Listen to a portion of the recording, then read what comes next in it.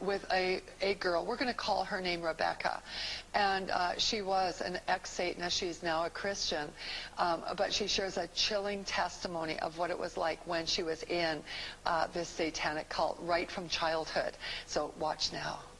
I was the fifth bred of Satan, and my power that I ran with was, my element was fire, and you couldn't get any higher than what I was. I could move things without touching them, and I could make people stand away from me and command the demons to go get people and make them get pushed away.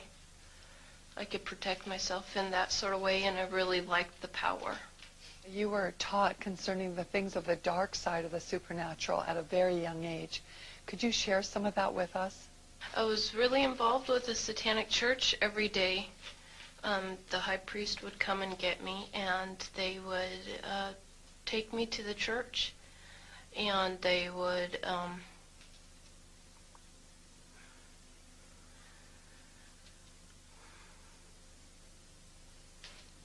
violate me, but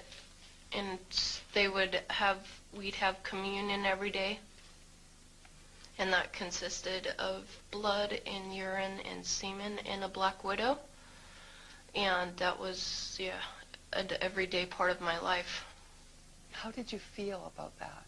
I felt really scared, but at the same time I liked the power that I had, that they taught, and I had inside of me, because everybody has gifts inside of them, and you can be influenced by the Holy Spirit or the familiar spirit, and I was totally influenced by the familiar spirit.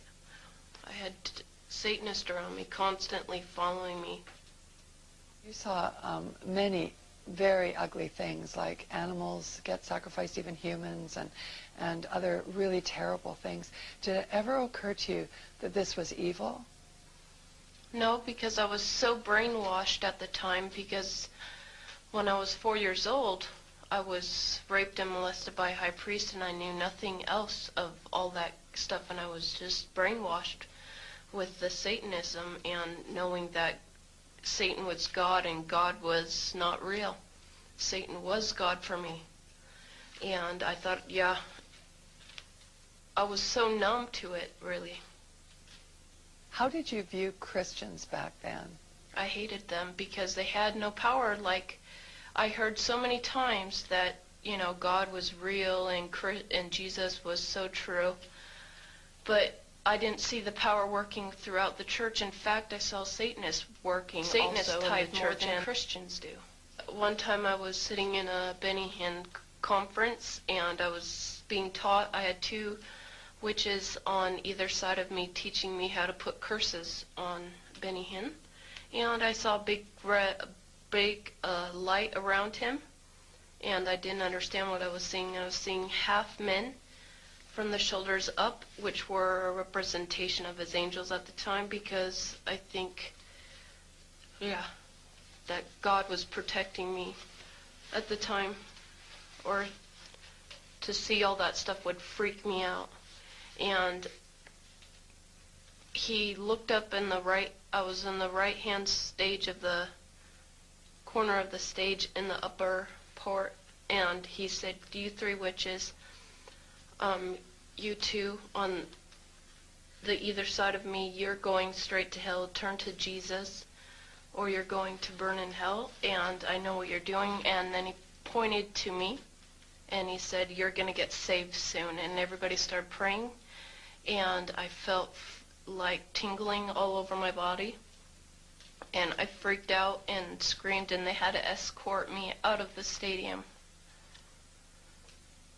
It was weird. It was like I didn't understand why we were doing what we were doing, because he had a pure light around him, and like I said before, I saw colors, and he had a white light, like a bubble encased around him, and I didn't understand why we were putting curses on him, and they were like, it was so brainwashed, really. What is the primary goal or purpose of Satanism? Yeah, their purpose is to rule the world. What was your purpose? My purpose was to get all the power that I could and to get as high up as I could. You have explained to us that there was human sacrifice that went on inside of the satanic church and inside of satanic ritual. Can you tell us how this was done? How did they murder people?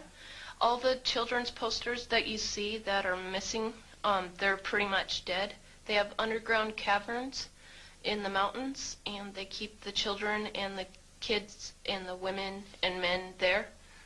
And then at a certain time in mid-September, October, they take them out, and they're so... Remember when I told you I could make people get away from me?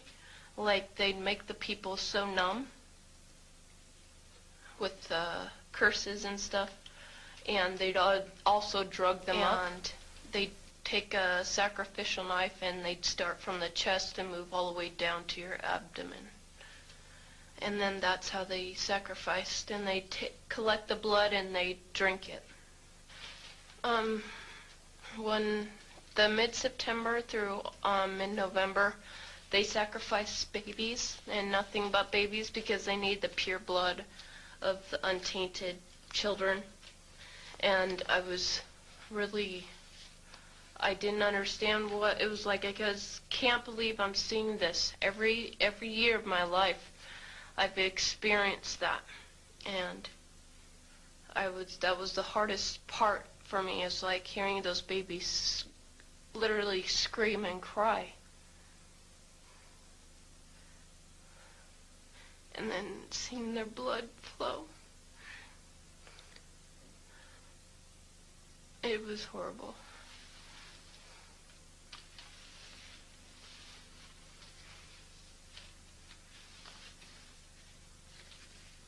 Rebecca, where did they get the babies? Yeah, they have mothers that are expecting, that they hold in the church, and they also have people that they kidnap, and they impregnate them through whatever, and they get babies from everywhere. Why is it that no one knows this? Because there's Satanists in the police force, and also in the government, the army. They're everywhere. They're even on the council of, the representatives of the United States also. And they're silenced because this is not being exposed, because they don't want it to be exposed, because they're really good at lying and hiding things. Rebecca, what happens to the people that want to come out of Satanism? They get killed. They get followed. They get taken. They get sacrificed in front of the congregation of the Satanic Church. Why? Because they know too much information about the Satanists and who their names and places of where they keep the people underground, and they just know too much information. It's like being in a gang or in a mafia. You don't get out alive without consequences. Is this difficult for you to talk about? It's really difficult because, I feel really scared, because I don't know how to tell everybody that's out there that I came out, because I'm not sure if anybody's going to believe this, because it's so much like a fantasy.